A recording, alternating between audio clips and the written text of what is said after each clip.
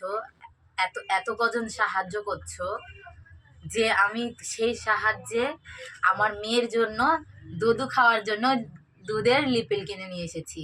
এটা অনেক দিন ধরে কিনবো ভাবছিলাম, কিন্তু কিনতে পারিনি টাকার জন্য।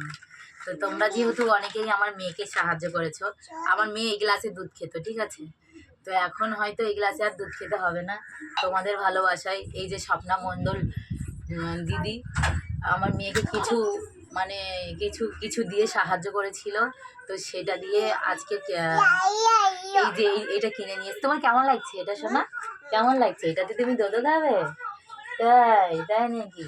তা চলো দেখা যাক, এটার ভিতরে দোদো ভরে দিই, তোমাদের সোনা মা কেমন রিয়াক্ট নেই চলো দেখা যাক। ক্যামেরাটা হালকা করে যেন আর সাইডে অন্য অন্য কিছু না দেখা যায়। গাছ দেখতেই পাচ্ছ, এবার তোমাদের সোনা মায়ের দুধ দেখো ঢালছি এর ভিতরে। অনেক তোমাদের সোনা মায়ের জন্য এটা কিনবো কিনবো করে আর কেনা হচ্ছিল না, তো যেহেতু এটা কিনে নিয়েছি দেখো। তো তোমাদের সোনা মা এবার দুধটা খাবে। আমার তো ভীষণ মজা হচ্ছে, বিশ্বাস করো যে ও না মানে দুধ খেতে পারতো না, সত্যি কথা। মানে কেমন একটা লাগতো। তো দেখো সেই জায়গায় আমার মেয়ে তোমাদের ভালোবাসায় একটা লিপিল কিনতে পেরেছি। এবার দেখো তোমাদের সোনামাকে দুধটা খাওয়ায়। সোনামা ওঠে দেখি, দেখো তোমাদের সোনামা। বাবু গরম ছিল, গরম ছিল হলো বাবা, গরম ছিল, গরমটা বুকের মধ্যে নিয়ে নিয়েছে। ঠান্ডা লেগেছে দাদা, দুধটাকে ঠান্ডা করে দেখেছো তোমাদের সোনামা হুট করে মুখে দিয়ে নিয়েছে, ওর ছ্যাঁকা লেগেছে একটু। তোমরা একটুখানি ভগবানকে আশীর্বাদ করো যেন সোনামায়ের মুখে ফসকে না পড়ে। তা ওইটা ওর হাতে দাও, ও দেখুক। ওই এইটার জন্যই তো ভিডিওটা করা, যে বলো তোমাদের ভালোবাসাই আমার মেয়ের জন্য এটা কিনে দিতে পারলাম। কারণ স্বপ্না মণ্ডল দিদি আমাদেরকে সত্যি মানে মানির সোয়েটার কেনার জন্য কিছু টাকা, আর এই দুধের বোতলটা কিনলাম সেই টাকা দিয়ে। তো সোয়েটারগুলো এখনও কিনিনি, কিনবো।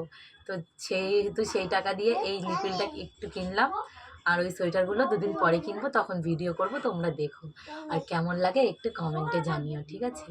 দেখো আমাদের ছোট্ট সোনা এখন দুধু খাচ্ছে, দেখেছ? কেমন লাগছে একটু বলো। আমার তো ভীষণ ভালো। এবার থেকে তুমি এতে দধু খাবে, আচ্ছা?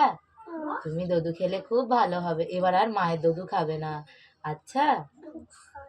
হ্যাঁ তুমি খেয়ে নাও দেখি দধুটা, তুমি ভালো মেয়ে তো, তাই তো?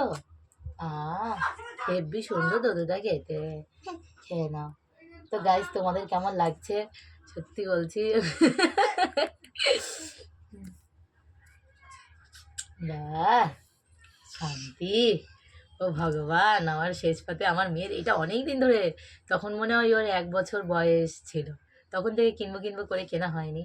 তো এখন যেহেতু তোমাদের ভালোবাসায় তোমাদের তোমাদের দ্বারাই সম্ভব হলো এটা কেনা।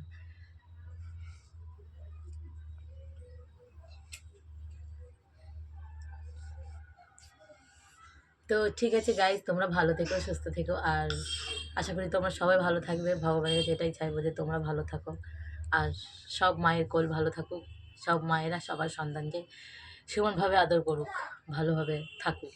তো ভালো থেকো সবাই, সুস্থ থেকো, টাটা, লাভ ইউ। নাও।